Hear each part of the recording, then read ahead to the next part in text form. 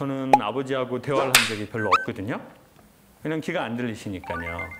그리고 아버지는 술을 안 잡수시면 말씀을 안 하세요. 그리고 술을 잡수시면 이제 청각장애가 있으시니까 말을 크게 하시는데 연속 3시간 가능하세요. 근데 이제 계속 새로운 내용으로 업데이트 되는 건 아니고요. 이제 했던 얘기를 또 하시고 또 했던 얘기를 또 하시고. 그래서 저는 술을 먹지 않게 됐어요. 저희 형은 아버지한테 너무 많은 상처를 받았나 봐요. 이렇게 나쁜 술은 자기가 먹어서 없애버려야 되겠다. 그래서 아버지의 강한 삶의 색깔이 어떻게 해서든 자녀에게 영향을 미치더라고요. 그래서 이제 아버지가 더 미워지더라고요. 그게 어떻게 나타나냐면요. 결혼이 하기 싫어진 거예요. 근데 정확하게 말하면 결혼이 좀 두렵더라고요. 내가 아버지가 된다는 게. 내가 누군가의 남자가 된다는 게. 그러니까 연애는 두렵지 않은데 결혼이 두려운 거예요. 일상이 되는 남녀 관계가. 그래서 뭐 혼자도 잘 살고 있으니 굳이 뭐 결혼을 할 필요가 있나. 이런 생각이 많이 들더라고요. 근데 어느 날 제가 고향을 내려갔는데 아버지가 갑자기 이렇게 있다가 장가가라! 갑자기. 여러분 부모님들 그럴 때 있죠. 아니 뭘 사람이 천천히 다가와야지 언제부터 나랑 뭐 이런 인간관계가 됐다고.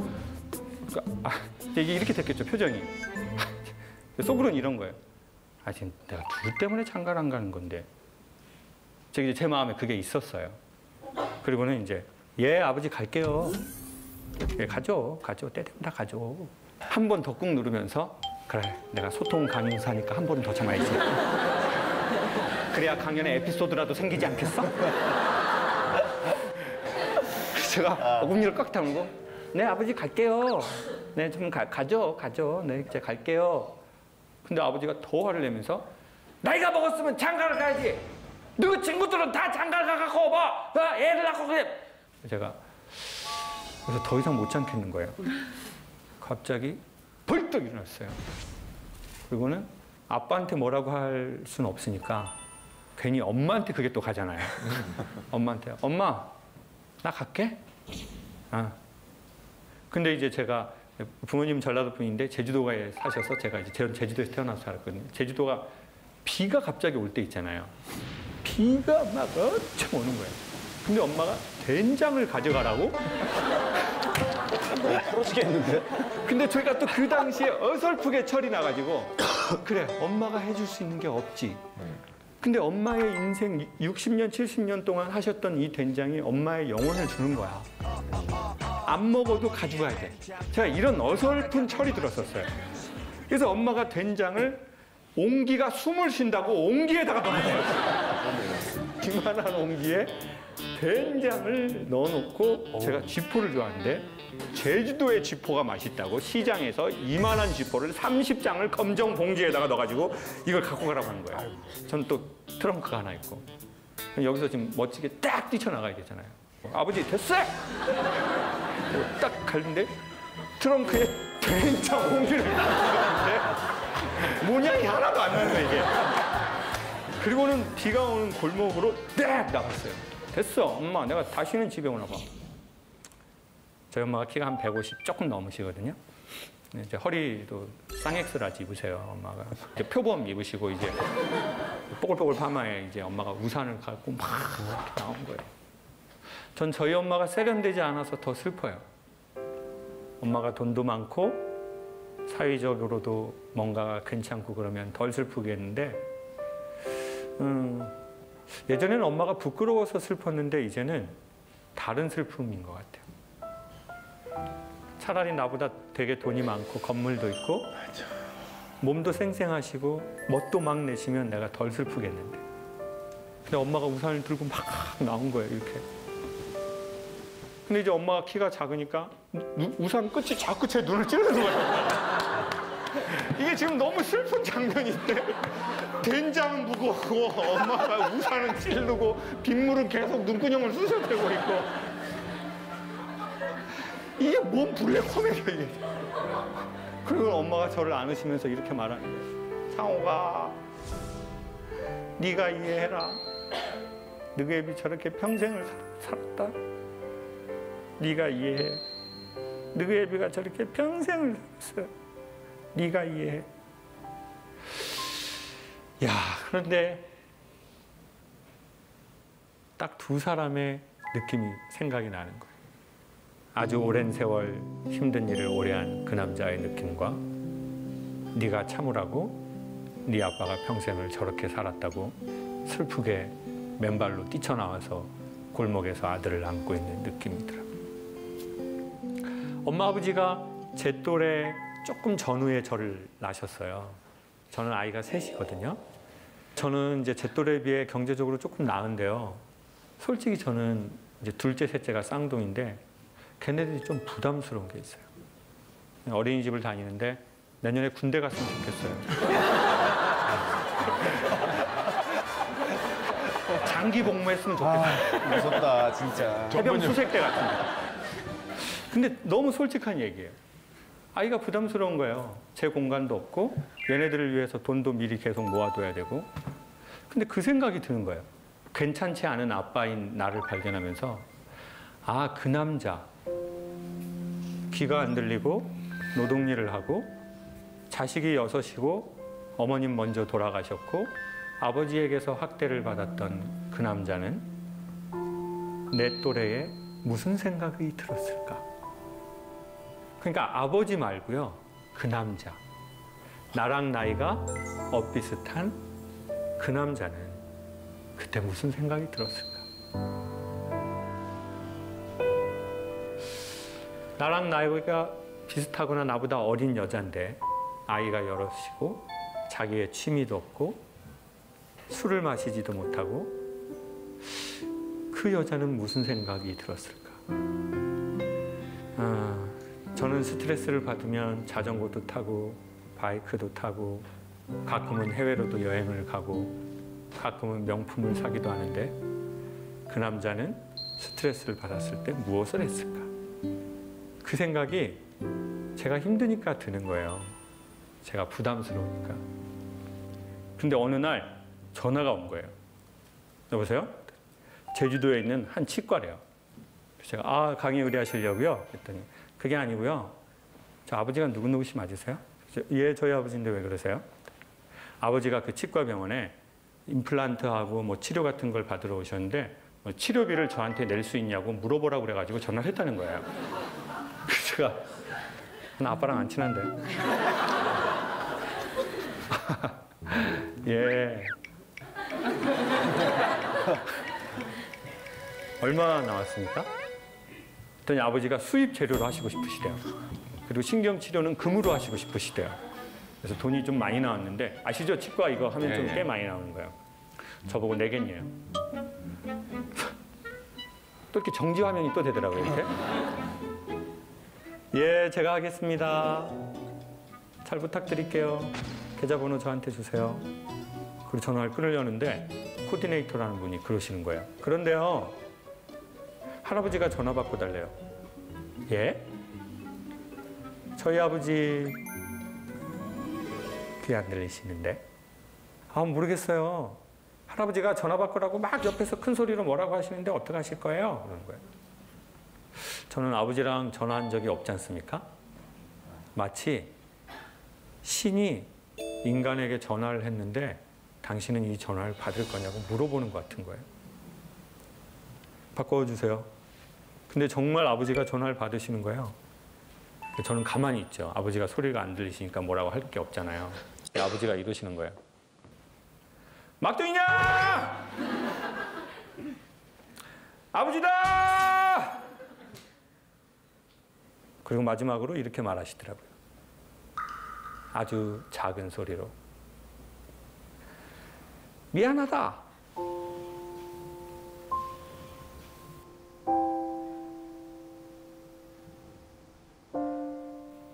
저는 언젠간 아버지가 저한테 미안해야 된다고 생각하고 사는 것 같아요. 아버지는 나한테 미안해야 돼. 내가 결혼이 힘든 것도, 애가 낳기 싫은 것도, 연애가 자꾸 안 되는 것도 전부 아버지 때문이야. 내가 술 먹는 사람을 짜증나게 하는 것도 전부 아버지 때문이야. 그러니까 아버지는 언젠간 나한테 그 권위주의를 벗고 미안하다고 하셔야 돼. 라고 속으로 계속 생각을 하고 살았나 봐요. 근데 막상 미안하다는 말을 들으니까 기분이 좋아야 되잖아요. 근데 속이 상하는 거예요. 아, 이분이 이제 그 권위주의가 가득했던 이분이 참 힘이 없구나. 돈 얼마 때문에 막둥이한테 미안하다는 거예요. 아,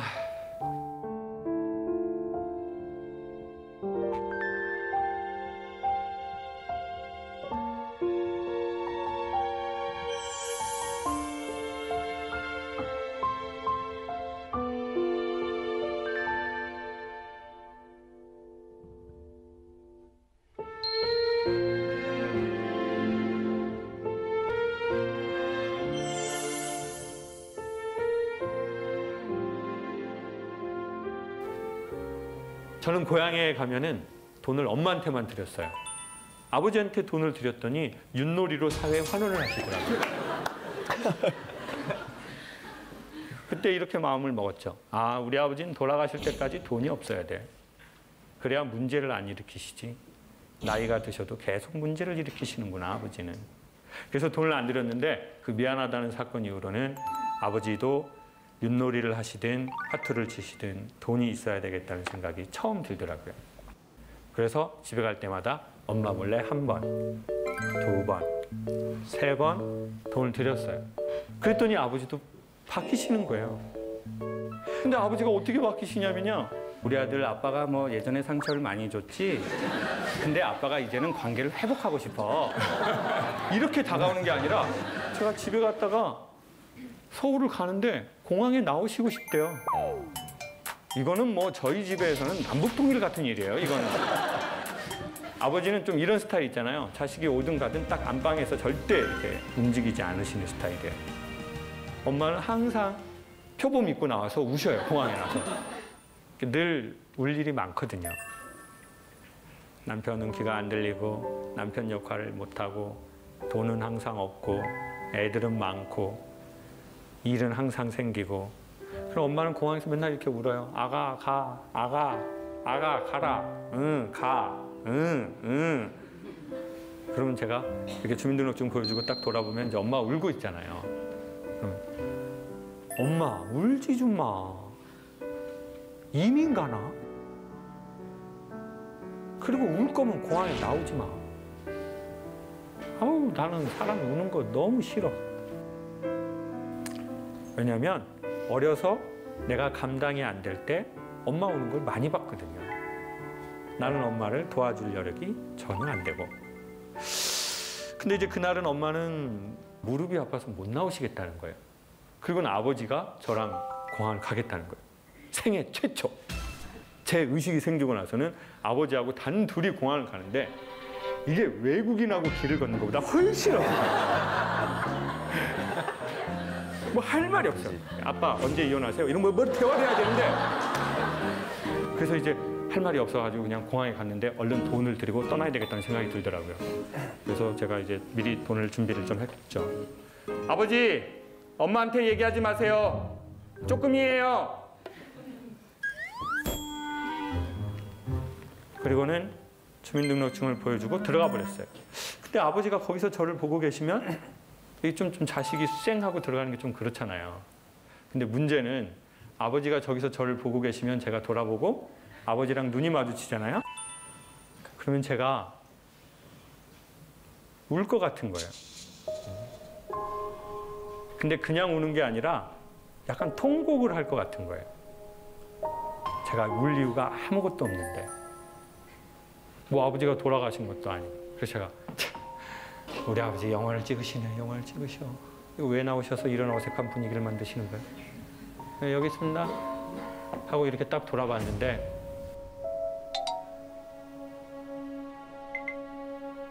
아버지가 한 발자국도 안 움직이시고 돈을 세고 계시더라고요.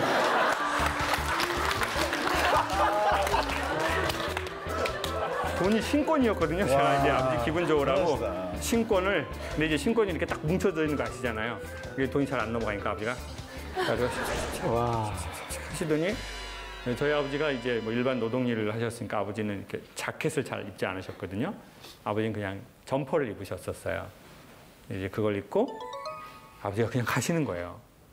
근데 그 순간 제가 다행이다, 천만 다행. 그러고 있는데 갑자기 온 공항의 조명이 다 꺼지고 핀 조명 하나가 아버지 등 뒤를 쫙 하고 비추는 것처럼 실제로 보이는 거예요. 그리고 저는 두 가지를 봤어요. 한 번도 보지 못했던 두 가지요. 첫 번째는 아버지가 되게 모델처럼 몸이 좋고 잘생긴 분이었는데 왼쪽 어깨가 이렇게 완전히 내려와 있고 오른쪽 무릎을 꺾어서 상당히 불편하게 가시는 거예요. 그것도 2초 이상 보면 눈물이 날 것 같아서 그냥 들어가 버렸습니다. 누군가의 뒷모습이 보이기 시작하면 그건 사랑이 시작된 거래요. 사람은 앞모습만 있는 게 아닌 것 같아요. 사람의 진짜 모습은 어깨의 느낌인 것 같아요. 뒤에 표정이 없는데 수많은 메시지가 거기 다 있더라고요. 저희 집은 헤어질 때 엄마하고만 안아요.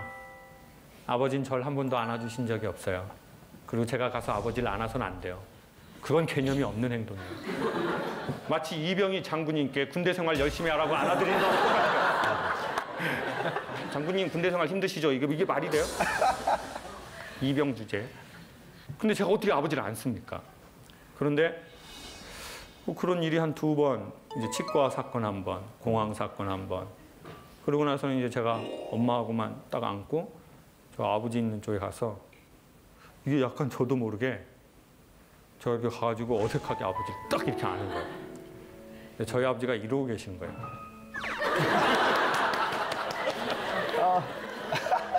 뭐 0.1초도 안 돼요. 금방 뗐으니까. 근데 순간 스캔되는 것처럼 아, 매우 오랜 세월, 매우 힘든 일을 많이 한 몸이구나. 그 느낌이 들더라고요. 그리고 나니까 가끔 엄마하고 전화를 할 때 예전엔 당연히 엄마하고만 전화를 하잖아요. 엄마가 귀가 들리시니까. 근데 이제 저도 되게 자연스럽게 엄마, 아버지 좀 바꿔줘. 제가 이렇게 말이 나오는 거예요. 아버지가 귀가 안 들리시는데. 그럼 저희 엄마는 여보 전화 받아요 이러면 되는데 뭐다로 바꿔 저 연병할 놈을. 아따 받으시오 전화 박동희. 그러면 더 놀라운 게 뭐냐면요, 옆에 아버지가 있다가 아버지가 마치 귀가 들리시는 분인 것처럼 자연스럽게 와서 전화를 받으신다는 거예요. 가족들끼리는 그 느낌을 알잖아요. 전화로만 해도 이 집안 공기를. 그리고는 아버지는 항상 새 말씀을 하세요. 그땐 제가 이제 결혼하기 전이었거든요. 밥 먹고 차 조심하고 전화세 나온다 끊자. 제가 그때 그런 생각이 들었어요. 아니 우리 아버지는 무슨 뭐 맨날 이런 말밖에 못하나? 밥 먹어라, 차 조심해라, 전화세 나온다. 그리고 나서는 한국에 아바타라는 영화가 들어왔어요. 이 아바타라는 영화에 보면 나비족들이 있는데 이 사람들은 처음에 이렇게 만날 때 뭐라고 인사하는지 혹시 기억나세요? 맞아요. I see you. 나는 당신이 보입니다 라는 뜻이죠. 나는 당신이 보입니다. 그게 사랑이래요. 보는 거 말고 보이는 거예요. 근데 이 나비족들이 둘이 사랑한다고 I love you라고 얘기해야 될 때 거기는 I love you가 없는 거예요. 그런 단어가. 사랑이 없는 게 아니라 I love you라는 이 말이 없어요. 그리고 똑같이 뭐라고 할까요? I see you. 나는 당신이 보입니다.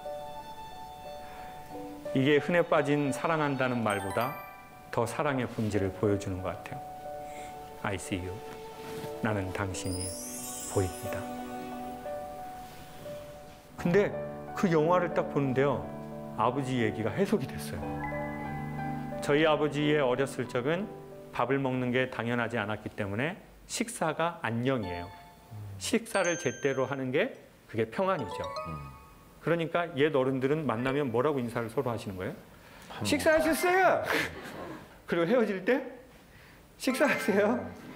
그리고 우리 집에 오면 또 식사하세요. 이게 지금 계속 I love you라고 하는 거예요. 아, 내 아버지가 나에게 밥 먹었냐고 물어보는 건 밥 먹었냐는 말이지만 내가 네가 보인다는 말이구나. 아, 전화세 나온다 끊자라는 말은 창호가 너 바쁘지만 아버지 엄마 한번 보러 좀 와라. 그런 말하기가 자식한테 부담 줄까 봐 말하기가 쉽지가 않거든요. 그래서 아버지하고 사이가 저는 좀 더 많이 좋아졌어요. 여러분 어른들의 언어를 이해할 수 있으면요. 제가 보기엔 어른들하고 친해지는 게 있는 것 같아요. 근데 전 사람의 언어를 왜 이해하지 못하는지 최근에 조금 알아냈어요. 사람은 내가 힘들면 남 말이 잘 안 들리는 것 같아요. 부모님에 대해서 우리 다섯 분은 좀 어떤 생각이 좀 드세요? 김한석 씨는 엄마하고 아버지하고의 그런 워머리 좀 많이 있으시죠? 아까 그 교수님 말씀하시는데 그 뒷모습? 예. 거기서 가슴이 너무 먹먹하시더라고요. 제가 얼마 전에 부모님이 이제 80이 넘으셔서 아버님도 연로하신 데다가 어머님이 이제 잘 못 걸으시니까 아버님이 부축을 해야 돼요. 근데 제가 아이를 이렇게 유모차를 끌고 6교를 건너서 버스를 타셔야 되는데 유모차니까 6교를 같이 못 건너가잖아요. 어머니 아버지 올라가세요. 그러면서 이제 올라가시는데 아버지가 어머니의 지팡이가 돼서 서로 부축해서 그 6교로 올라가시는 뒷모습이 가슴이 찢어지는 거예요.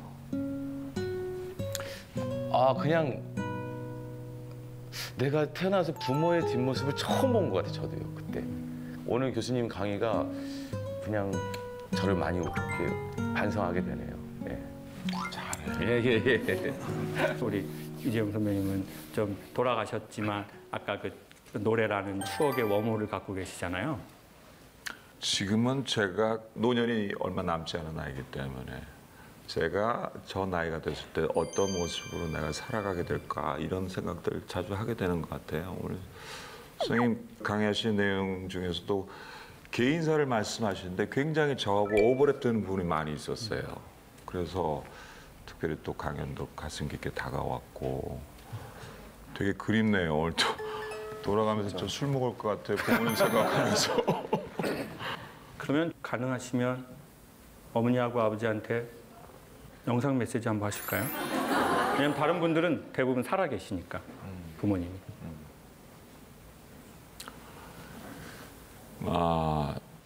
제가 애비가 되고 아이 셋을 키우면서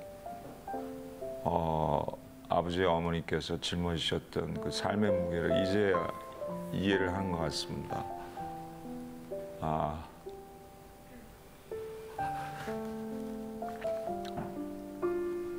어떤 산을 넘고 어떤 강을 건너오셨는지 이제 너무 확연하게 다가와서 두 분께 제 삶의 힘겨운 걸 이겨낼 수 있는 그런 내성을 두 분께서 미리 길러주신 것 같아서 너무 감사하다는 말씀드리고 이렇게 열심히 잘 살고 있습니다. 두 분 너무 감사드립니다.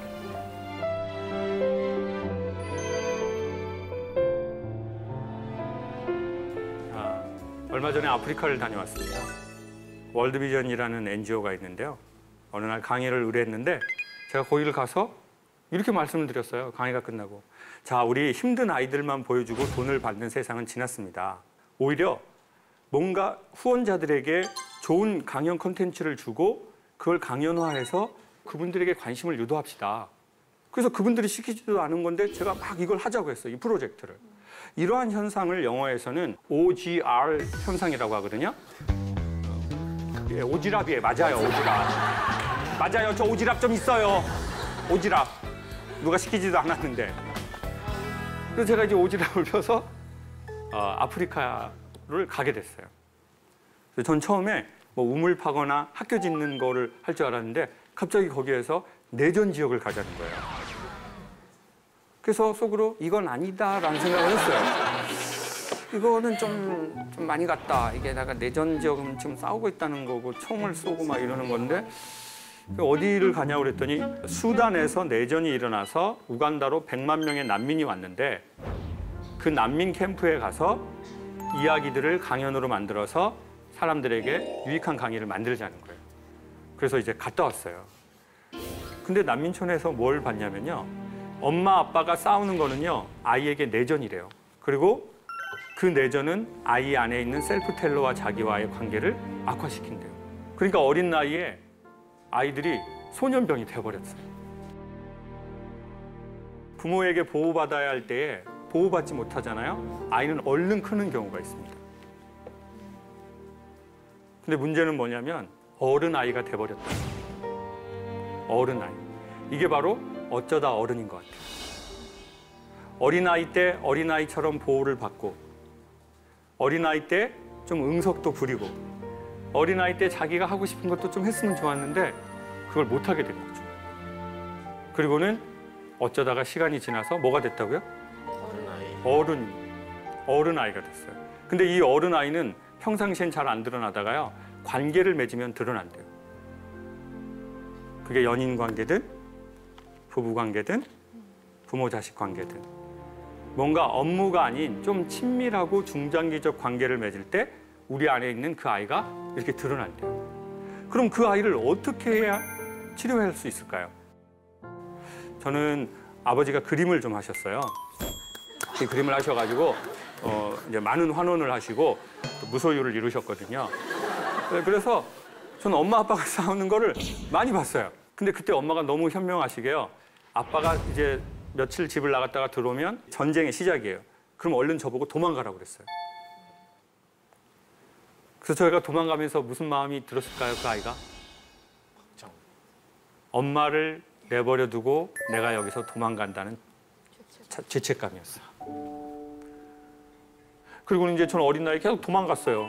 그러니까 이제 뭐 이렇게 공사장 같은 데 앉아 있으면 누군가가 저를 찾아오는 거예요. 김미자. 그 퀄리티 떨어지는 김미자가 2학년, 저 1학년. 그러면 그 김미자가 이 무서움에 떠는 동생을 보고 뭐라고 해줘야 돼요? 괜찮아요. Are you okay? No problem.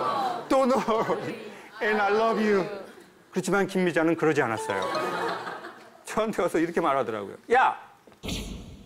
네가 남잔데 엄마를 지켜줘야 되는 거 아니야? 너는 왜 아빠가 술 먹고 오면 맨날 도망가? 넌 겁쟁이야.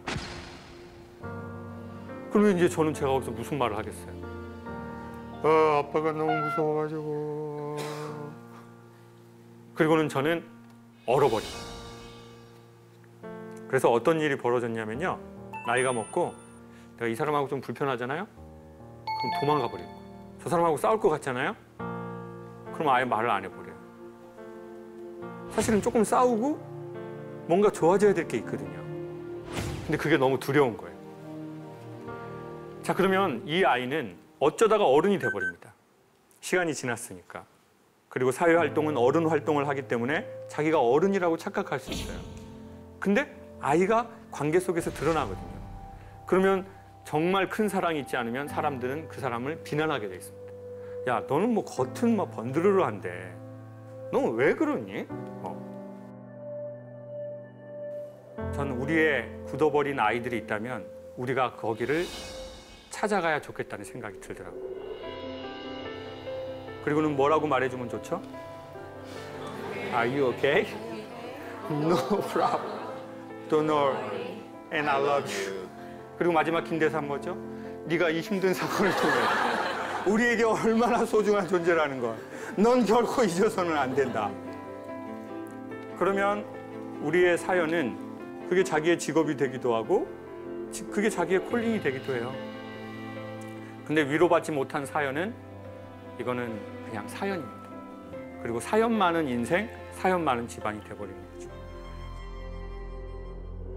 사람은 기억을 머리에만 갖고 있는 게 아니라 온몸에 기억하는 것 같아요. 그래서 자기가 자기를 이렇게 안아주는 건 자기의 지워지지 않은 힘든 정도의 추억을, 기억을 안아주는 거랑 유사하대요. 이렇게 한번 해보시겠습니까? 이게 별거 아닌데 효과가 괜찮답니다. 네, 그리고는 여기까지 살아온 자기에게 자기가 괜찮니? 괜찮아라고 하는 거예요. 자, 한번 해볼게요. 괜찮니? 괜찮아. 지금 얼굴 표정은 뒤져버려라. 자, 얼굴이 중요합니다. 얼굴 느낌이 중요하거든요. 자, 이제는 우리 옆에 있는 분 동성이면 한번 안아주시고 이성이면 한번 안아주세요. 자, 우리 옆에 있는 사람이랑 압수도 하시고 허그도 한번 하시죠. 네네, 반갑습니다. 네. 난민들이 난민촌에 오잖아요. 그런데 고향이 좋아지면 100% 고향으로 돌아간대요. 근데 이 고향이라는 것은 다 아시겠지만 땅이 아니라 사람 사이인 것 같아요. 친정집이든 시댁이든 사이가 안 좋으면 우린 추석에 가고 싶지가 않거든요. 그래서 어느 날 보면 우리가 난민촌에 좀 좋은 집 짓고 사는 거 아닌가? 이런 느낌이 들 때가 있거든요. 우리의 돌아가야 할 고향들이 내전이 끝나고 나와 내가 사이가 좋아지고 그리고 부모의 사이가 좋아지면 자식들은 밖에서 다 자기의 고향으로 들어가려고 할 겁니다. 한 번은 이런 일이 있었어요. 어떠한 어머님이, 철수 어머님이 민준이 어머님한테 막 조언해 주시는 거예요. 어우, 민준이 엄마 그거 안 시켜서 그래. 민준이 이거 못하는 거 아니야. 우리 철수 봐. 원래 되게 못했는데 하고 나서 됐다니까? 얘기를 합니다. 근데 민준이 엄마가 어떨까요? 그 얘기 듣고 나서 속상하겠죠. 근데 그렇다고 해서 바로 무너지나요? 그러지는 않아요. 튕겨내시죠. 아우, 언니. 조언 너무 고마워요. 근데 우리 민준이는 아직 실력이 안 되는 것 같아. 우리 민준이 성향이 그게 아닌가 봐. 내가 조금만 더 잘해볼게. 이렇게 하고 헤어지고 집에 가십니다. 근데 문제는 뭐예요? 집에 가서 민준이가 신발을 이상하게 입었어. 옷을 이상하게 입었어. 그때마다 어떤 생각이 들어요? 언니가 말한 거 아니야? 맞아요. 이렇게 무너져요. 맞아요. 그러다 보니까 3개월 후에 거기 등록해 있어요. 제가 상담을 할 때 5세 어머님들 상담해보면은 굉장히 강권하세요. 선생님, 저는 한국의 주입식 교육에 쫓아가지 않을 거고요. 저희 아이는 제 아이의 성향대로 키울 것입니다. 굉장히 강권하세요. 근데 그분들이 언제 무너지는지 아세요? 7세 후반에 무너져요. 7세 선생님, 근데 초등학교 가면 그리고 그릴 줄 알았는데 사람을 그릴 줄 알았는데 색칠을 이렇게 무너지시더라고요. 우리한테 필요한 거는 어떻게 보면 더 많은 육아 지식이 아닐 수도 있다. 내가 주목해야 될 것은 우리 아이의 눈일 수도 있다. 얘가 뭐에 반응하는지, 어떤 가능성을 갖고 있는지 그걸 먼저 봐야지 6세 때는 모교육해야 돼, 7세 때는 모교육해야 돼. 이게 아니라는 거죠. 그게 아니라. 많은 어머님들 저 만나서 늘 질문하는 것 중에 하나 빠지지 않는 게 있어요. 선생님, 우리 아이는 가능성이 되게 많은데요. 근데 엄마가 좀 부족해서 못 끌어주는 것 같아요. 아니에요. 그 아이는 제일 잘하고 있는 거예요. 그 아이는 최선을 다해서 엄마한테 보여주고 있는 거예요. 근데 엄마의 그 생각이 있잖아요. 그게 엄마의 사랑이기도 하지만 아이한테는 부담일 수도 있다.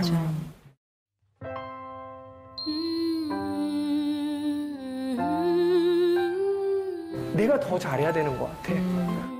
내가 뭔가를 더 보여줘야 될 것 같아.